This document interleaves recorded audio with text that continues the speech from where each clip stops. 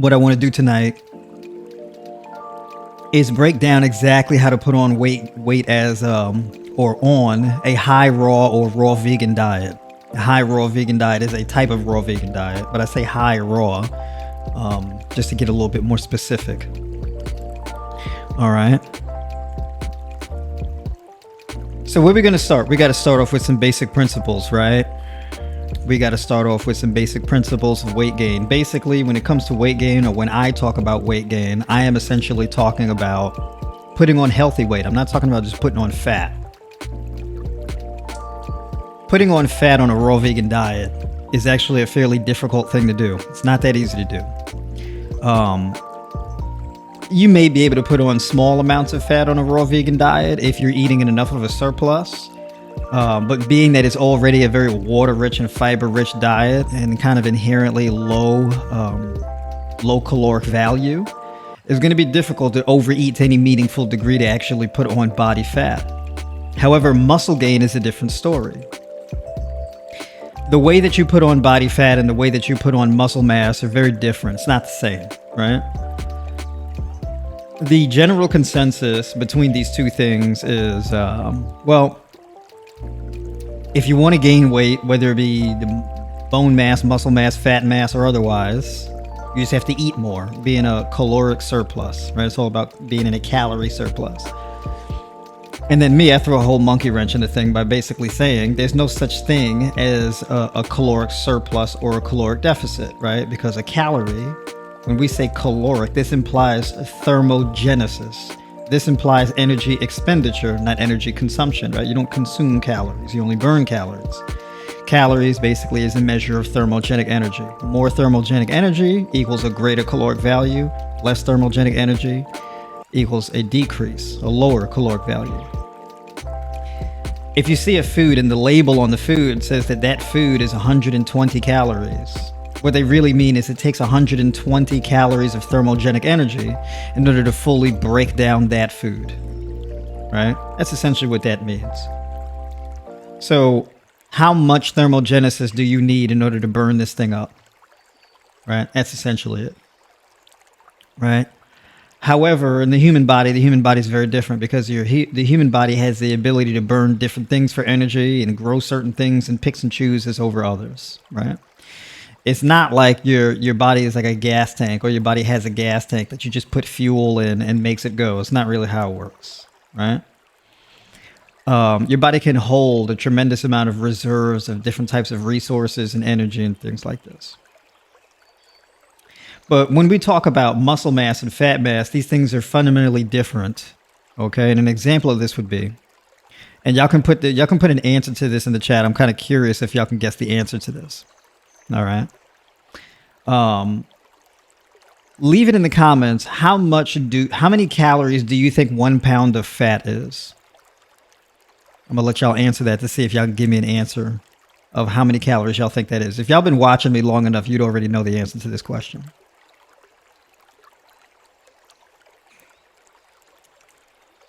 Right? How many calories is 1 pound of fat?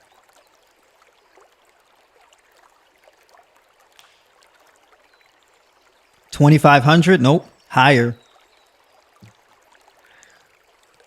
You're close, but the number's higher. 1 pound of fat is how much?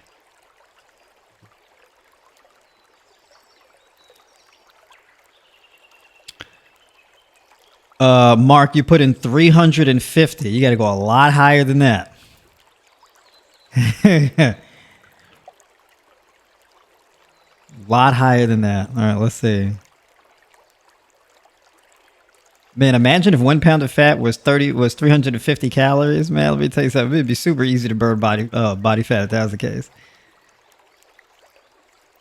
All right. Okay, so now we got some numbers in here. 3,500. Yeah, there we go. Okay, so that's the number. 3,500 calories is 1 pound of fat. All right. So in order to burn 1 pound of fat, basically, you would have to get your body to tap into stored fat for energy enough to burn an accumulative 3,500 calories from fat, right? It's not that easy to do. This is the reason why obesity is so difficult for people. People really struggle with it. It's because there's a bit of a science. It's a little complicated on getting your body to tap into stored fat for energy, right? It's not your total caloric burn, right? Now, here's another interesting question, all right? So, how many calories is 1 pound of muscle mass? How many calories is 1 pound of skeletal muscle?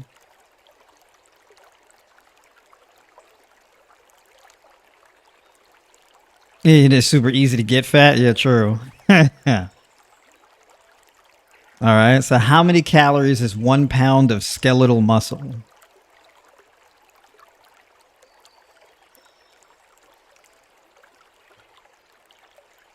I'll give y'all a moment to answer this here. Got some answers popping up.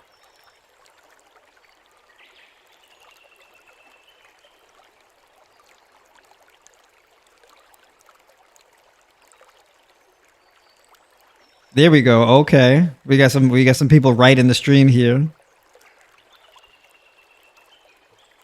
And the answer is 700 calories.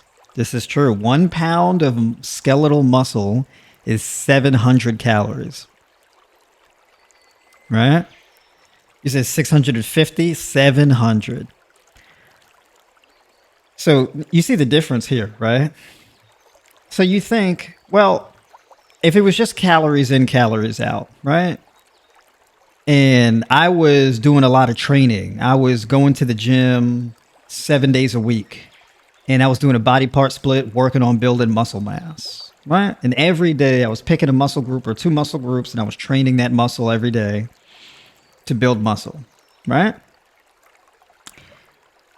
Hypothetically, if I was just in a caloric surplus of 100 calories every single day for 7 days a week and engaging in consistent resistance training with that 100 calorie surplus every day for 7 days, I should be able to build 1 pound of muscle mass, right?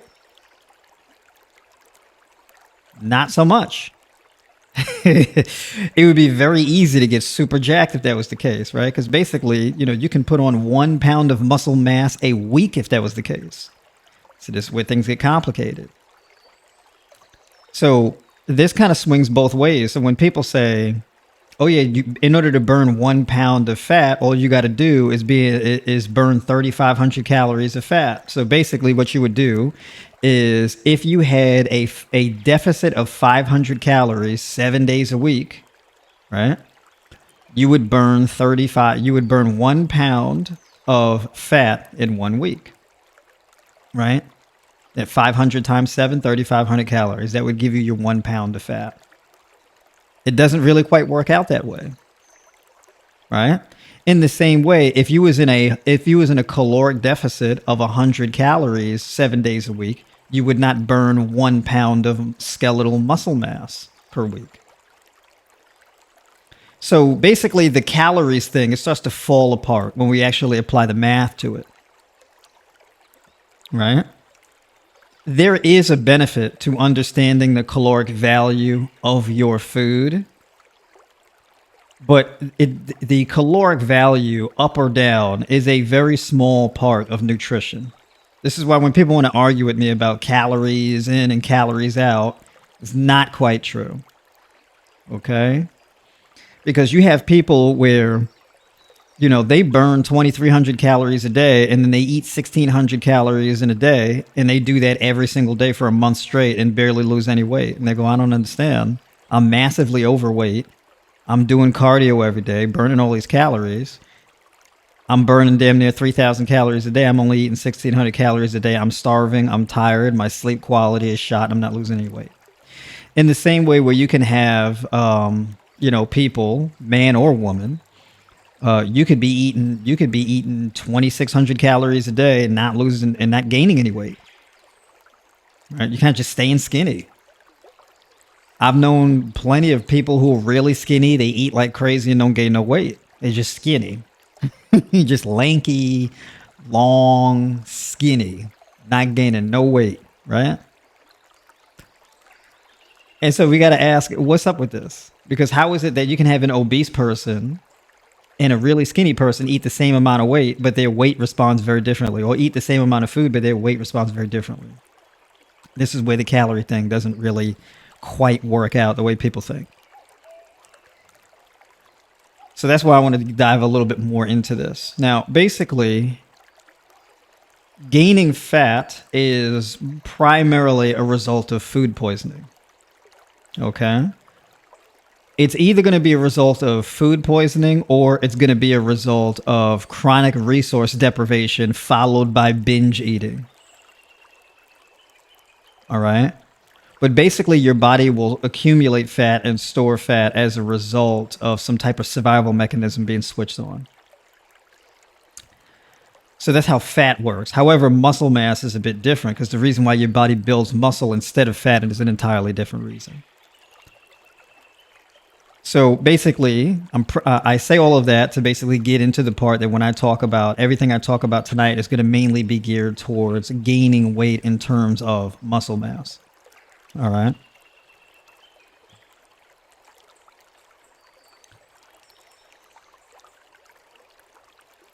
Okay.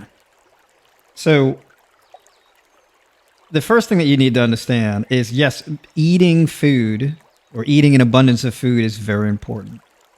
And calories is very important. Now, I'm going to start with calories. Calories is the foundation. It's not the end all be all because the food choice matters. And the reason why food choice matters is because food choice will determine how well your metabolism works versus how well it does not work. All right? So one thing you want to do is you want to find out what your basal metabolic rate is. Then you want to establish how many calories do you burn from non-exercise related activity or non-exercise active thermogenesis, NEAT for short. And then you want to factor in how much or what's your caloric burn from cardio, whether you're walking 10,000 steps a day or something like this, right? How much of your, how high is your caloric burn from that? And then your resistance training. How much do you burn from resistance training? And then you want to add all of those together, and that's going to give you your maintenance number, or that's going to give you the number to be either at or above on a daily basis. That's the start. All right. So let me get into some quick math here, right? Because I'm not going to hold y'all up all night.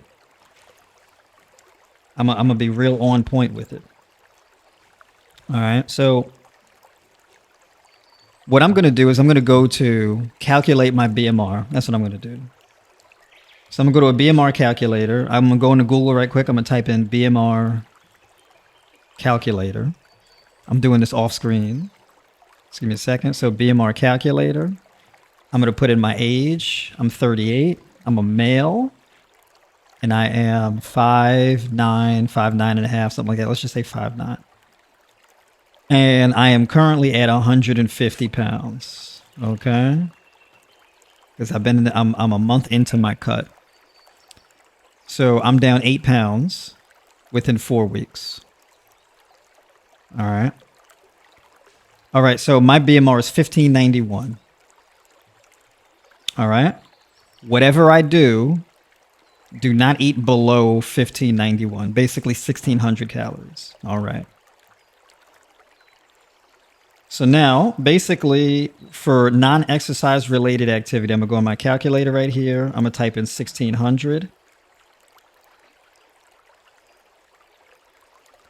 And then I'm going to add my non-exercise related activity is around 25%. Your range typically is going to be in between 20 and 25%. Okay. So you would take that 1600 and you would add 25%. There's a lot going on in the Tribe by Noir community. And I've been hard at work adding a lot of very valuable and important things that you need to know and learn from in order to be able to be successful on your journey.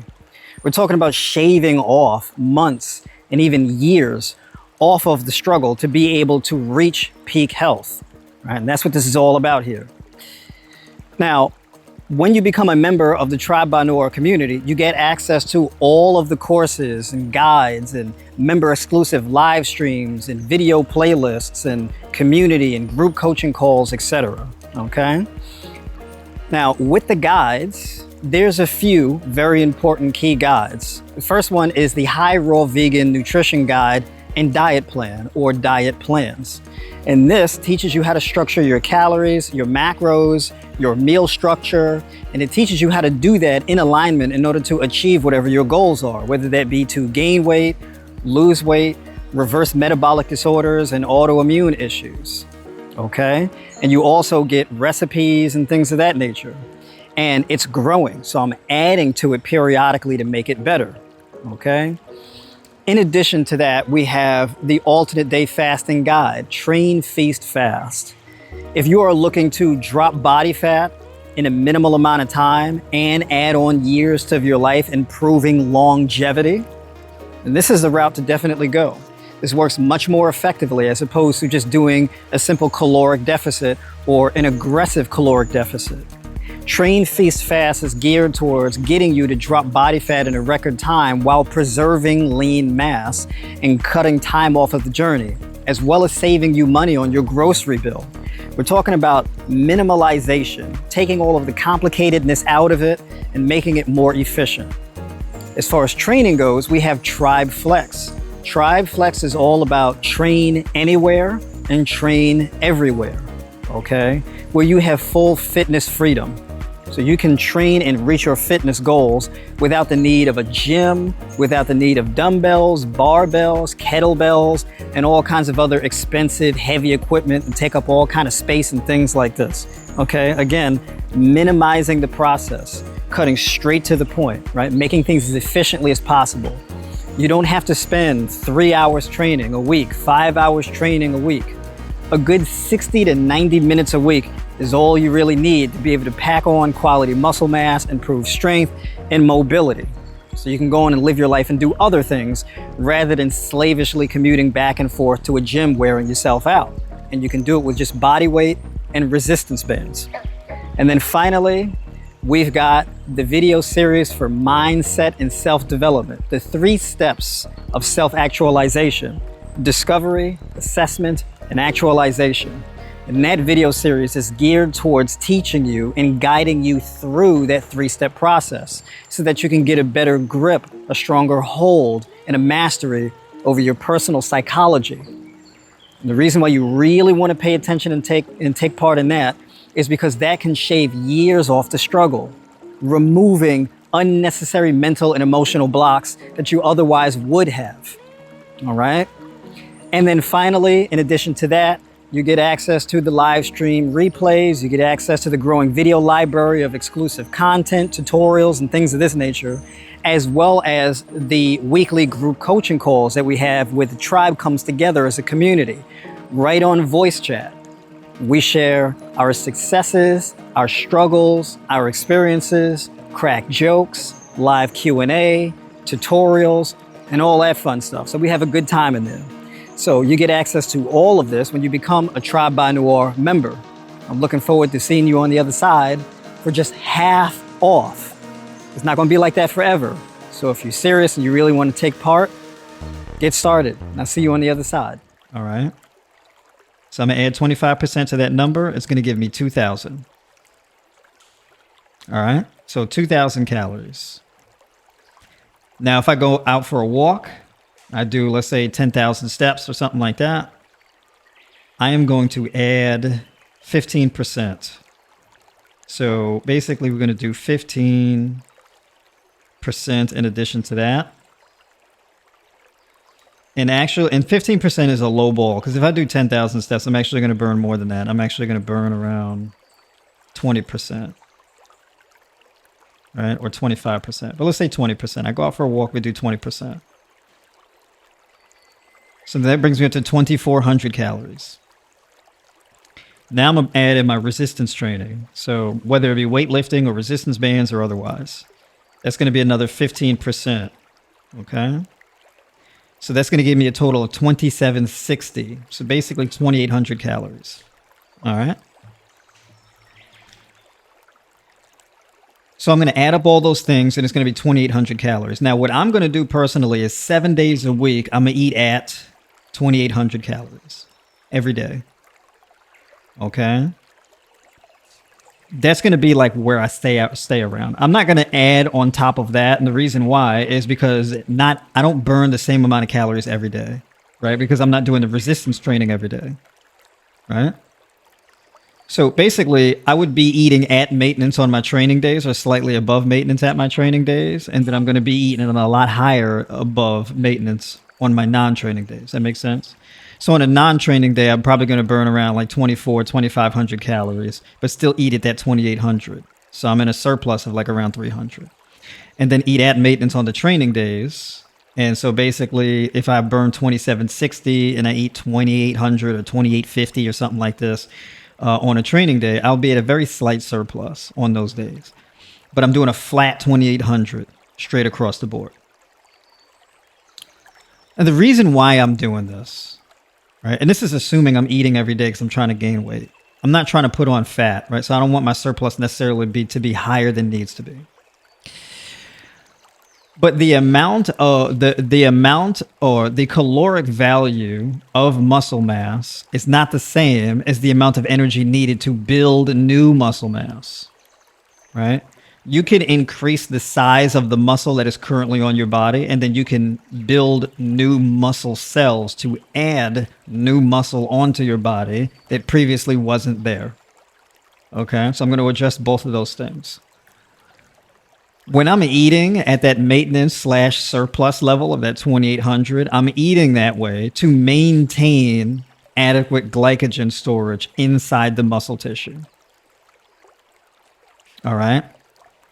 So basically what I'm doing is I'm increasing and I'm maintaining my optimal upper end of my weight. So for example, if I fully deplete my muscle glycogen, let's say doing a 24-hour fast or something like this, I could be a few pounds lighter, maybe like 2-3 pounds lighter, right? If I keep my muscle glycogen stores full, then I could be like 3 pounds, maybe even 4 pounds heavier. Okay. So basically I want to eat and keep my muscle glycogen full at that upper end of my weight. So if I was to really spend this week filling my muscle glycogen, I would move from like 150 pounds to like 154 pounds or something like that. And I would probably plateau out at 154, maybe 155. And I would stall out there. My weight would cap out there. And then any new weight in lean mass would be new muscle growth. All right, so that's pretty much how that would work out. Now, as far as building new muscle mass, right? So we talk about one pound of muscle is 700 calories. Okay. So basically what we could do, we know that 1 gram of protein is 7 calories. So if we do 700 and we divide that by 4, that gives us 175 grams of protein. Okay. Now, if we were to split that 175 grams, we would divide that by 7.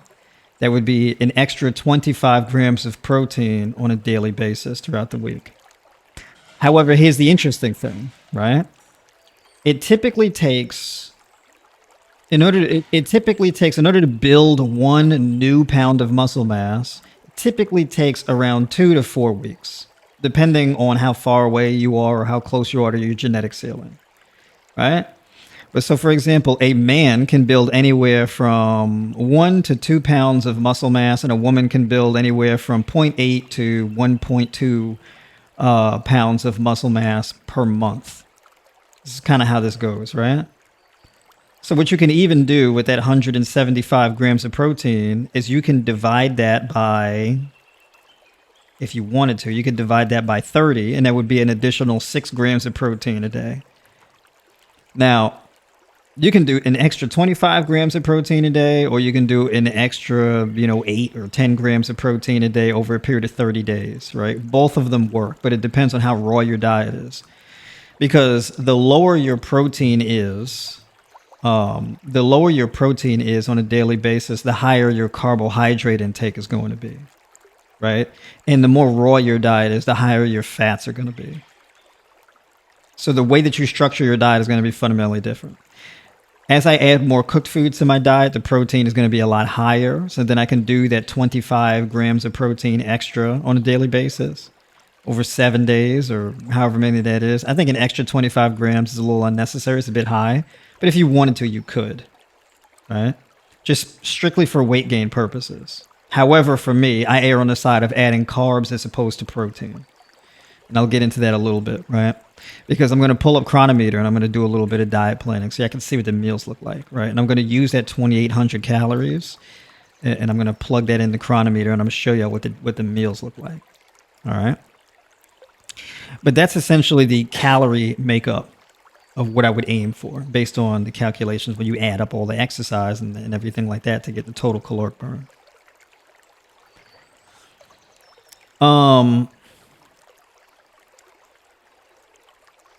The next thing that we get into here too is going into the macros, carbs, fats, and proteins, because I mentioned glycogen storage, right? Glycogen storage is going to be the primary thing that you want to focus on. You don't need that much fat in your diet, and you don't really need that much protein either. Typically, you need around 1 gram of protein to 1.6 grams of protein per kilogram of lean mass. Fats, you need around 1 to 1.2 grams of protein per 1 to 1.2 grams of fat per kilogram of lean mass. Kilogram of lean mass, right? Because we're doing grams to kilograms, staying in the metric system, right?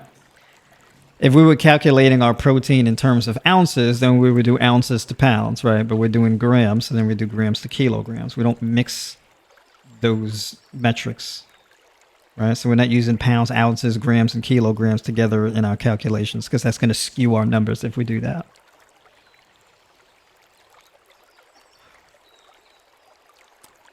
So basically, the overwhelming majority of your food intake is going to come from carbohydrates. So I would say a minimum carbohydrate consumption is going to be 50%, but an even sweeter spot would be in between 65 to 75% or 65 to 70%. Okay. It depends on how fruitarian you want your diet to be, and it depends on how much cooked food you want, right?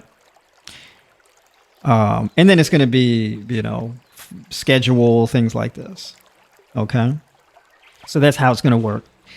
Now, if you're trying to gain weight, for men in particular, you should be eating a minimum of 300 grams of carbs, which is actually very low, but you can be eating anywhere from 5, 6, or even 700 grams of carbs, depending on, what your needs are, right? So what is your total body weight? What is your lean mass and this type of thing? And then, of course, for women, the guidelines would be similar, but the overall numbers would be a bit lower, right? For a woman to gain weight or gain lean mass, you don't necessarily need around 2,800 calories, right? It would be probably somewhere along the lines of 2,300 to 2,400, right? A lot of women do fine with 2,200, but you should be over 2,000 calories, definitely. Okay. But to calculate your calories, you do your BMR plus 25% plus another 20% or another 25% plus another 15%. That would give you your total. All right. Now, let's do this. Let's do. Let me go switch my screen right quick. Where's it at? All right. So now we got Chronometer up here. Okay. Let me see. Oh, there we go. All right. So from here, for me right now, my caloric burn for the day so far is 2461. All right. So based on the calculations from my Fitbit watch and my caloric expenditure, I would end out the day at 2,900 calories burnt. So that's what this is here. So it's good to hook your Fitbit up and whatnot to your Chronometer account. And I think you can do that through the mobile app. All right. So what would be a good ideal first meal? A good ideal first meal would be more of like a hydrating meal.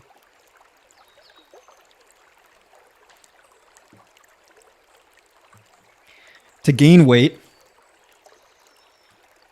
You really want to start with something high carb, water rich, and add in just a little bit of fat, like around 15, 20 grams of fat with a little bit of extra protein. So here's what I like to do. I like to do, and this is a game changer, okay? You can do, to gain weight, let's say you do 48 ounces of watermelon. Okay, so 48 ounces of watermelon, and then adding in an ounce of, oh, I'm over here typing the wrong thing. I keep spelling. I can't spell. Did we do it? Okay, Brazil nuts. We do 1 ounce of Brazil nuts. So this right here, this first meal, 595 calories.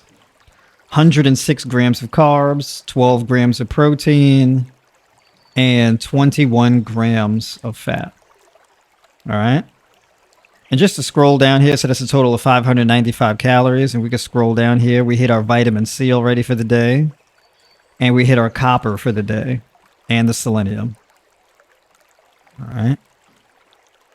So this is like a good pre-workout meal. All right. So you can have that as like a pre-workout meal. And a following meal could be, let's say I do my overnight oats. The oats is a big deal for me. That's like a big staple food for me when I want to gain weight. It just works amazingly. So this is measured dry. So we do 5 ounces of rolled oats measured dry. Okay. By the way, look at this. If you want to, if you're anemic, you want to reverse anemia. Look at this. 5 ounces of rolled oats, 561 calories, 18 grams of protein, 100 grams of carbs, 9 grams of fat. So if we scroll down, look at this. Look at the iron. 111% of iron. Okay. Manganese, 224%. Phosphorus, 83%. Look at that. Copper, 62%. So this is big. This right here is big. So you get all of this vitamin C from the watermelon. Okay. And then you hit your pre-workout, and then you have your rolled oats. And so now you've got 100% of your thiamine for your insulin sensitivity. Right? 93% of your B5, your B6, which is really important for muscle protein synthesis. Nerve regeneration, right? To recover your nervous system.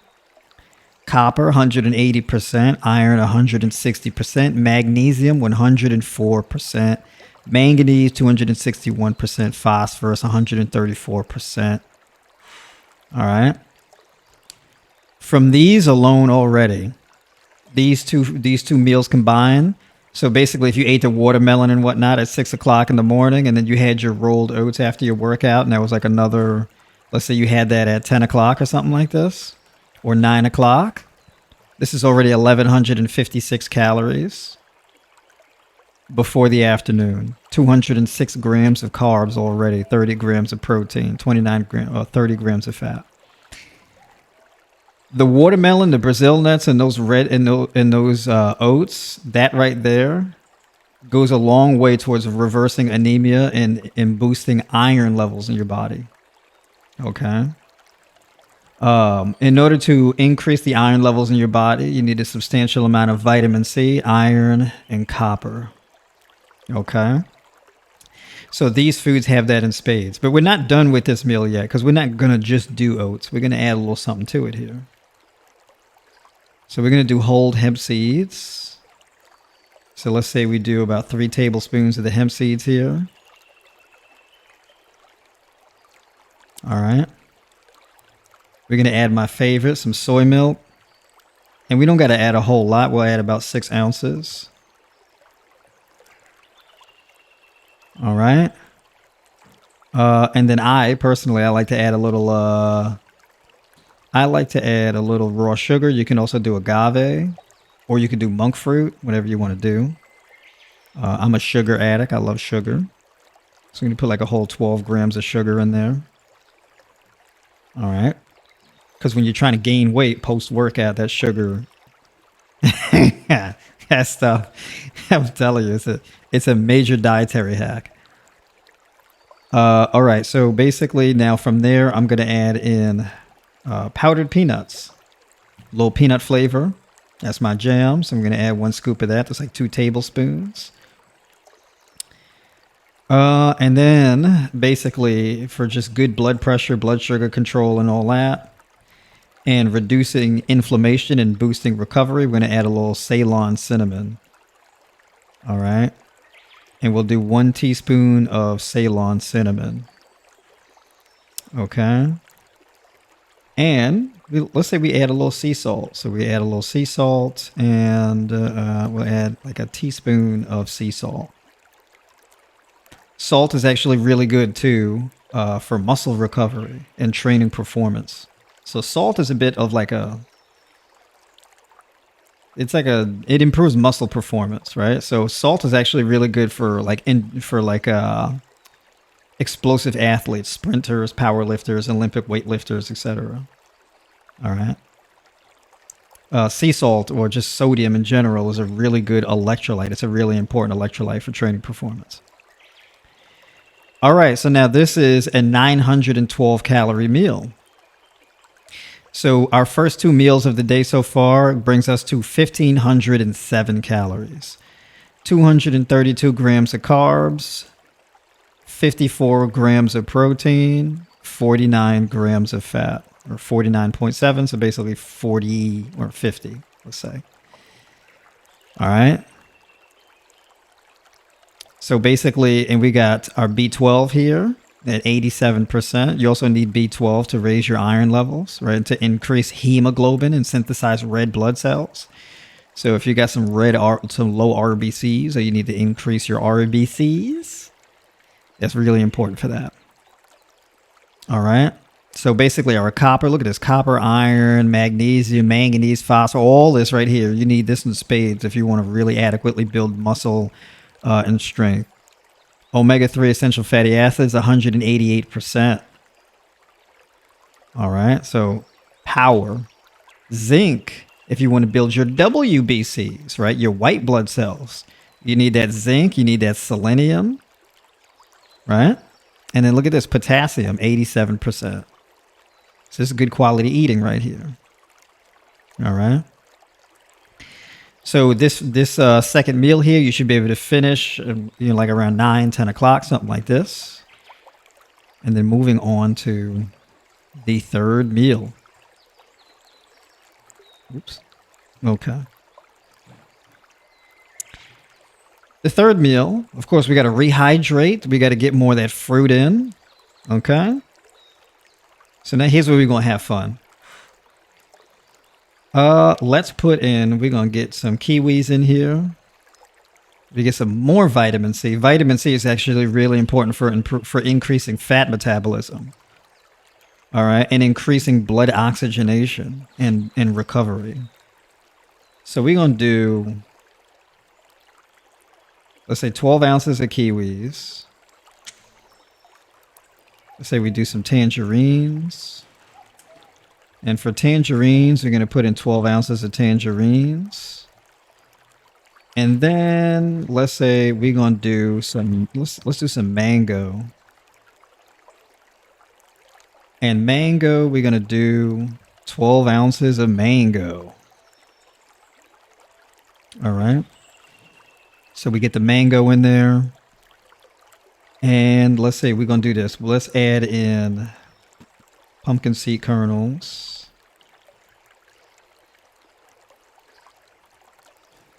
All right, so we do pumpkin seed kernels in here, so 1 ounce. And then let's do some chard. And we do chard, and let's say we do 5 ounces of chard. And let's get some cucumber in here. Right, this is going to be a big old bowl, yeah, this is going to be a big one. And we'll do 4 ounces of cucumber. All right. So now this bowl is going to be 797 calories, 21 grams of protein, 169 grams of carbs, and 19 grams of fat. So now notice like all of the meals, right? Look at this. The first meal, 21 grams of fat. The second meal, 29 grams of fat. And the third meal, 19 grams of fat, right? Now so we keep our fats relatively low in our meals, right? And there's no cooked foods in here so far. Okay, so now we got a total of 391 grams of carbs. We got 75 grams of protein, and we got 68 grams of fat. This is 2,300 calories in between these 3 meals. 2 of the meals is mostly fruit. So this essentially is like a fruitarian approach to diet. All right, so the bulk of the foods here is all fruit. So we've reached 95% of our micronutrient targets already. Okay. So there you see the thiamine is fully covered here, the B1, the B2, the B3 almost. We're going to cover the B3 in a minute. The B5, the B6, the B12. I wish they had the biotin on here, but that's all good. The folate, right? We got 121%. Folate is really important for muscle recovery and nervous system recovery. Okay, folate is really important for brain chemistry, mental health, emotional well-being, all of that. Okay, folate is a big deal, and we get a lot of our folate here from the. Let's scroll home a second here. Okay, we get a lot of it from. We get 37% from mango. Okay, so if you need brain power, if you need nervous system recovery, mango. Okay, so the mango's 37% of it, the kiwis 21% of it, the tangerines 14% of it. All right, so those are your heavy hitters for folate. All right, so if you need a reason to go get some mangoes, that's why you'd want to get them mangoes. Vitamin A is essential to having a healthy balance of testosterone, estrogen, progesterone, and having good pigmentation, right? Skin pigmentation, hair pigmentation, nails.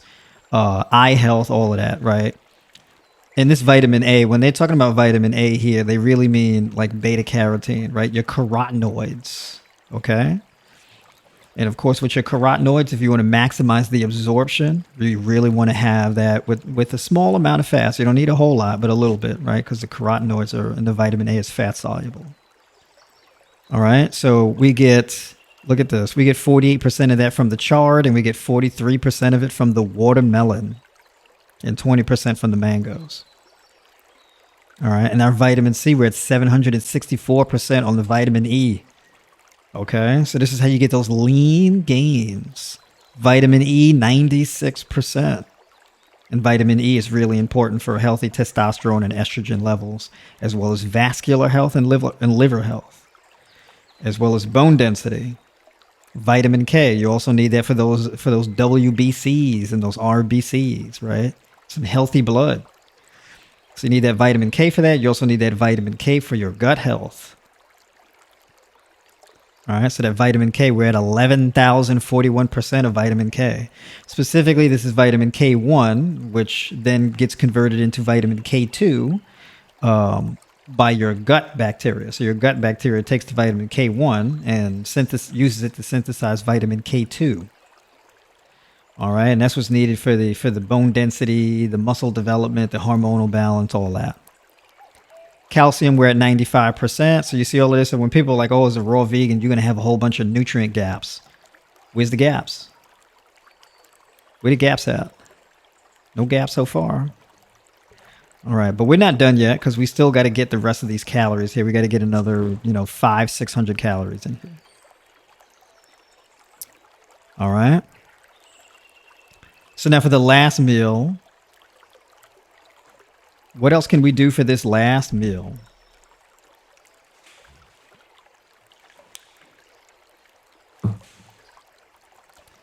For this last meal, I'm going to do like an avocado black bean salad. So let me do some kale. We're going to do some chopped massaged kale. We're going to do about 4 ounces of that. We're going to do the other 4 ounces of the cucumber. We're going to do some diced cucumber. And 4 ounces of that. All right. And then let's add in black beans. All right. So basically, let's do by ounces because that's what I'm about. We're going to do about 6 ounces of the black beans. Let's get some bell pepper. And we can get all the colors of our bell pepper. So red, green bell pepper, orange, yellow, all that. I keep spelling pepper wrong. All right, so bell pepper, and we're gonna add in about a good 4 ounces of bell pepper. And we can get some onion in there.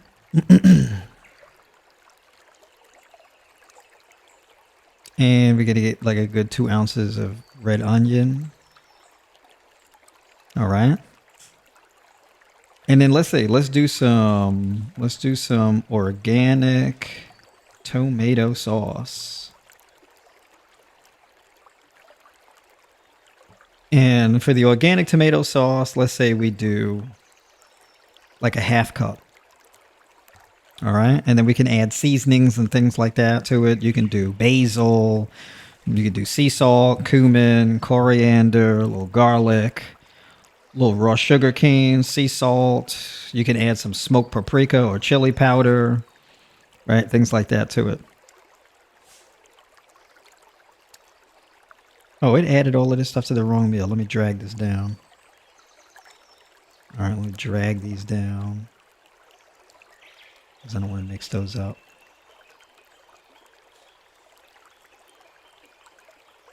Okay. So far, this meal is 397 calories, right? So for so far, we have 2,700 calories in total. Okay. So what's the number that I said for the full caloric total? Total? Did I say 2,690 or did I say 2,790? Something like that. Let me know in the comments. Did we settle on 2,700 calories or 2,800? Because we can notch that up or down either way. So yeah, let me know. Hold on.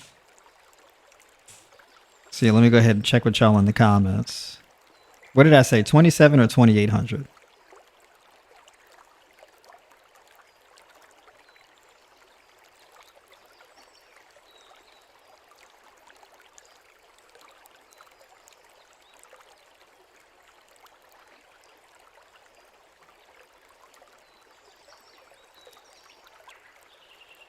All right. 2,800. So basically, if we're going for 2,800 calories in a day, I think I settled on 27. So let's say 2,700. I think that's enough, right? 2,700. But if I wanted to go to 2,800, I could do this. I can add. I can add some quinoa. And I can add a little cooked quinoa. And I'm going to add in 3 ounces of cooked quinoa, and boom, 2,800 calories. So this brings me up to 100.8 grams of protein, basically 101 grams of protein, 485 grams of carbs, and 73 grams of fat. All right. And I basically hit everything 100%. The vitamin D I get from sun exposure, the B12, I'm at 87%. I can add like a tablespoon of nutritional yeast to make up the difference there. So I filled up all these green bars here, right? We got, look at us, our omega-3 essential fatty acids at 267%, and omega-6 is at 152%, right? So that's ideal. So we get our omega-3 doubling our omega-6, right? Keeping that inflammation in check. Okay. So we get 82% of our water for the day from our food. This is without adding any drinks. All right. So when you got a fruit dominant diet, you ain't really got to do a whole lot of drinking. You're probably not going to feel that thirsty, especially after that watermelon. So that's essentially going to be how it looks for a full day of eating to gain weight. Right, that's an example of how that looks. The only cooked food I added in there was the quinoa and the black beans. However, you can sprout the you can sprout the quinoa, and so then if you sprout the quinoa, the only cooked food that's actually, hold on, wait a minute, I think I forgot to add something in here. I certainly did. Hold on. I forgot to add the avocado in there. It's supposed to be a black bean avocado salad. So I actually, so I can add that in. So if I add that in, that brings me up to 3,030 calories. So I could remove the quinoa, because if I add the avocado, that'll give me 24 grams of fat within that meal. Okay, so that brings my total fat to 92 grams and the carbs to 479 grams and the protein to 99.7. Okay, so basically 100 grams. So now that's 2,928 calories. That's what that comes out to if I add the avocado in there. Right? If I wanted to really be a stickler and I'm like, well, I don't want to go, I want to stay at like that 2,800. What I could do with this meal is I can split that avocado in half and I could put half in that meal. And if I do that, that brings me to 2,815. Okay. So you can play around with it. This is the reason why that chronometer is so important. So you can really map out your meals. All right. So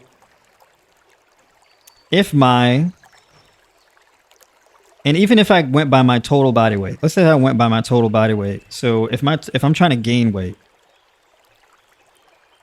and my total body weight is at 150 pounds and I divide that 150 pounds by 2.2 and that gives me 68 kilograms for my total body weight. And I do that 68. The minimum amount of protein that I would need in a day in order to gain weight is 68 grams of protein. So I am well over. And being that I removed the quinoa just now from the diet and I added in the avocado, the diet is even more raw now to the point where the only thing that's in there that is cooked is the black beans. And I can remove the black beans and put something else and it would be a fully raw plan. But anyway, so 68. Okay, that's the minimum amount. Now the upper threshold would be 68 and we multiply that by 1.6 and that would give us 109 grams of protein, 108.8 basically. So the range would be 70 grams of protein to 108 grams of or 109 grams of protein. That would be the range. Okay. Uh-oh, my computer getting a little laggy here. Uh-oh. My computer getting laggy. Am I lagging, y'all? I hope nothing crashes on me here. You said I'm not sharing my screen? Yeah, I had unshared, but I can go back. So just give me a second. Let me go back to... My screen kind of... my computer's lagging a little bit right now. Yeah, give me a second. I'm like, uh-oh. There's some hiccups. All right, we're not lagging no more. We're good. Okay. All right. So yeah, basically going back here. So yeah, basically this modified meal here. So we got the massage kale, cucumber. We dice up the cucumber. We got 6 ounces of black beans. We've got the organic tomato sauce. You can add some seasonings, right? Season it up how you want. You could do like a pizza style, right? Basil, garlic, onion, sea salt, a little bit of sugar, cumin, coriander. You can even add some taco seasoning or smoked paprika or chili powder, right? You can add a little adobo too if you want, right? If you want to get a little funky with it. And then basically you mix that in with the diced onion, diced bell pepper, and then you top it with avocado slices, right? Or avocado chunks. So you got a beautiful salad there, right? So this is what everything looks like here. So basically the total, the carbs is 63%, the protein is 12%, and the fat's 26%. The more raw your diet is, the higher the dietary fats are going to be typically. They don't have to be, but typically they would be, right? So if I wanted to make this fully raw, I would remove the black beans and I can add in like sprouted lentils. Right? So I could just do sprouted lentils in here in its place. All right. What I could also do is I can do some sprouted lentils and I can do like a cashew sauce. And what I could do is I can soak cashews, let's say overnight or something like that, and then blend up the cashews with it with different seasonings and sauces to make like a cashew sauce, and I can use that as a dressing. Okay, so that works too. All right, so basically this is all the green bars filled up, so we don't have any nutritional gaps. Okay, we got a little bit of a gap with the B12, but we can go up here and let me add in nutritional yeast. All right. And all we need is one tablespoon of the nutritional yeast. That brings me up to 2,835 calories. And it brings the protein up to 101 grams, 100.9 grams of protein. And then that B12 is covered. 400% B12. Okay. So yeah, we hit all the green bars, protein, everything maxed out, looking beautiful. Look at that folate, 275%. Look at this fiber, 222%. Okay, we are eating good. All right, we are eating good. A whopping 84 grams of fiber. Your gut health is going to love that one. So this is essentially how you eat if you wanted to gain weight, mainly in the form of lean mass. So this is how you would be able to, this is how you would structure your raw diet plan, whether you're a man or a woman. Okay, the difference between doing it as a man and a woman is basically the amount of food that you eat would just be scaled towards your lean mass and whatnot. Last but not least, we got to get into the training. Okay? Because it's going to be very difficult to gain weight the more active you are. Okay? So basically how it is food is essentially like a carbon substrate for your body. Your body is made up of carbon. All right? So you have carbon, hydrogen, and nitrogen bound to all the cells in your body. But at large, you're a nitrogen-based, organic, living mammalian being, right? The way you gain weight, the way that you gain weight is you add more carbon to your body. It's essentially how it works, right? And you take hydrogen and nitrogen and you bind it to the carbon elements of your body, right? So as you take in more food, you increase the carbon amount in your body. Your body makes more cells, and so you add on more mass to your body, right?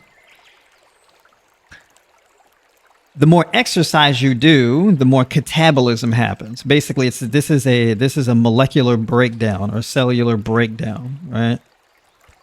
So you have anabolism, which is the buildup, the formation of new cells and elements in your body. And then catabolism is the opposite. The more training you do, the more you increase the likelihood of your body staying the same size or losing size. Right? So there's a zero-sum game when it comes to weight gain and the amount of training that you do. All right. Uh-oh, my computer's doing a lot of lagging again.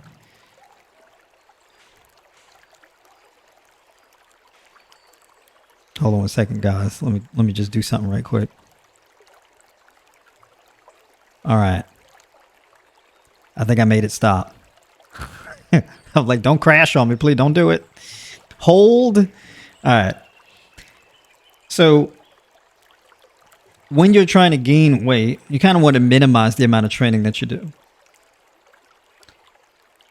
You want to do the minimum amount of training to be able to guarantee results. What I come to notice is that you typically need around 60 to 90 minutes of resistance training per week. 60 to 90 minutes. 90 minutes is on a bit of the high side. 60 minutes more or less is what you need, right? So basically, you can train twice a week, 30 minutes each. And that would give you enough resistance training to be able to continue to gain weight and muscle mass. However, if you're going to minimize the amount of training that you do and the amount of volume training you do, you would have to increase the effort. Okay? So the more you reduce the training volume, the more you would have to increase the effort level. So each set that you do, you have to push it to peak effort. I mean, 100% effort, or even like just beyond 100% effort. Meaning like you're kind of pushing beyond failure with like partial reps and drop sets and things like this, right? Which are more advanced forms of training that most people don't have to do. But I'm just saying that to illustrate a point, right? To really get that effort up there. For me personally, I'm a very busy person. I'm going on 40 years old, and I work with a lot of people who are also very busy people. You're professionals, you're business owners, you're full-time workers. You're in management positions, or you have a lot of responsibility on you. You work long hours. Some of you are truck drivers. Some of you are nurses, doctors, right? Or otherwise, right? But you've got a lot of responsibility. You got a wife, you got a husband, you got kids, you get all kind of responsibilities. So you don't have the luxury of spending a lot of time doing exercise because there's a bunch of other things that need to be done, right? So our training needs to be in a very powerful dosage that is carried out over a very short period of time. And so the more we minimize the amount of training we do, we get to maximize the amount of recovery we do, right? So there's 7 days out of the week. If you only have 2 training days out of the week, you get way more growth because you're not burning so much of your resources in the training, okay? So 60 minutes is kind of like the minimum that I would go with this. I wouldn't go to like 1 session a week. You kind of need a bit more than that.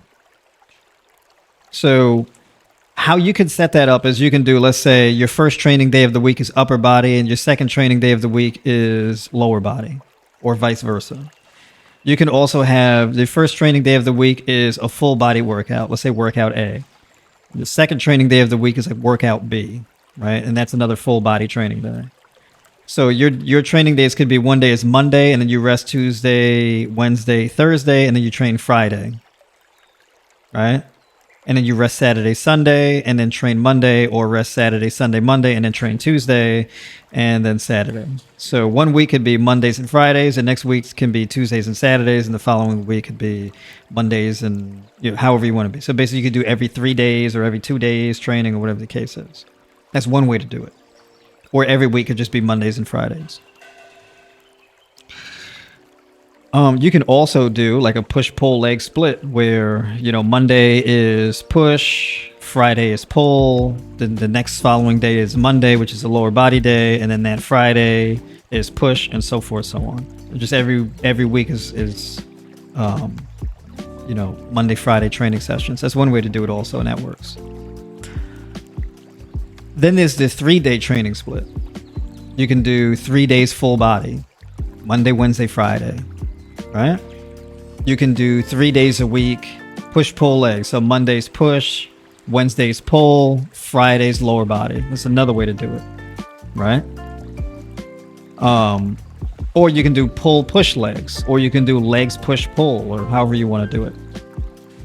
So each training session could be anywhere from 20 to 30 minutes. Right? So if each training session is 20 minutes, that's basically still a total of 60 minutes a week, right? 20, 40, 60. Or you can do 30 minutes a training session. That's 30, 60, 90. Either way, whatever works with your schedule, however you want to do it. It's a variety of different ways to be able to pull that off. Okay? But be as time efficient as possible is the way you want to go. Lastly, okay, bedtime. Going to bed late and waking up late is going to cause you to eat later, and it's going to be harder to fit in all the food you need to fit in because now you have to eat within a shorter time frame. So if you really want to gain weight, and this is a goal that you really want to go for, and you want to do it in the healthiest way possible, a good bedtime is somewhere like around, let's say, maybe 8:30, 9 o'clock, 9:30, 10 o'clock the latest. Okay? You can get up like around 4:30, 5 o'clock in the morning, or 5:30. You can start eating at 6 o'clock, and you can eat from 6 to 6, or you can eat from 6 to 8. Okay? I think if you eat from 6 to 8, that gives you a lot more room. You can really pace out your meals, and you'll have more than enough time. So, for example, if you eat your first meal at 6, you eat your second meal at like 9 or 10, you eat your third meal like around 2, 3 o'clock, and then you eat your fourth meal around 5 or 6 o'clock. You got plenty of time, and you can even squeeze in a snack if you wanted to before bed. If you're eating right, you wouldn't really have to because you'd be full. But if you wanted to, you could. Right? But that's how you could like pace out your meals. Okay. So basically, you can establish a 12-hour eating window or a 14-hour eating window. So it's going to be a lot easier to establish a solid bedtime, and your bedtime would mesh quite well with your eating habits. Okay. The more raw your diet is, the easier it is to do because you don't have to do all the cooking. Okay. Overnight oats is real easy. You soak that in a mason jar overnight. You have the sprouting lid on. You let the water drain out. You add in your plant-based milk, your hemp seeds, your other ingredients, cinnamon, sea salt, sugar, or agave, whatever you want to do, and you let that sink in. You mix it in with like a butter knife or something, or whatever you want to do in the jar. You can even just put a lid on it, airtight lid, and shake it up and have everything mix in. Just leave it in the fridge, and when you're ready to eat it, that's it. Real simple. Black beans, I mean, you can just get those in a can, or you can just cook them yourself. You can batch cook them. So you can get like a crock pot, just make a ton of black beans, right? And that's it. So you rinse off, you wash your black beans, you cook them in the crock pot, and then you have them for the rest of the week. Real easy. And then everything else is just having enough fruit. You're chopping up and dicing your leafy greens and things like that. You portion them out in like these glass containers, and then you grab and go. Real simple. Easy stuff. You just got to be disciplined. That's all. Okay? And that's it. Real short and simple. That's how you gain weight with a raw vegan diet.